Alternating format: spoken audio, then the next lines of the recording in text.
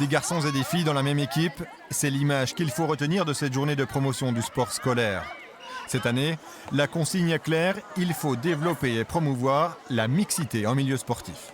Le but de cette mixité, c'est vraiment que les filles accèdent à tous les sports. Ce n'est pas nécessairement qu'elles se retrouvent forcément avec les garçons, mais c'est dans nos équipes, si on a 2 filles qui veulent venir, c'est leur proposer qu'elles viennent avec les garçons plutôt que de dire bah non, on n'a pas d'équipe de filles, vous ne pouvez pas venir.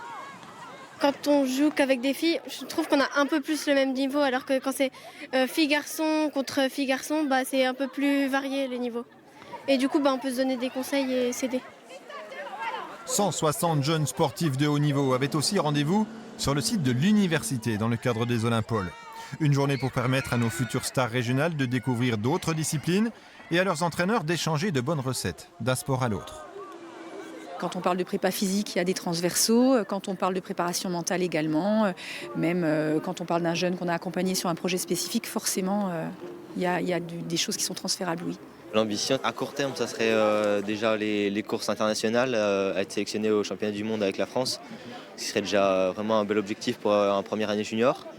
Et en y pensant, il y a les Jeux Olympiques 2024 à Paris, ce qui serait mieux, mais je serais plus grand, mais ça serait encore un meilleur objectif. Pierrick et ses camarades ont déjà devant eux des exemples de réussite. En 2016, Perrine Clausel, membre elle aussi du pôle France Cyclisme, avait décroché sa première qualification olympique. C'était à Rio de Janeiro, au Brésil.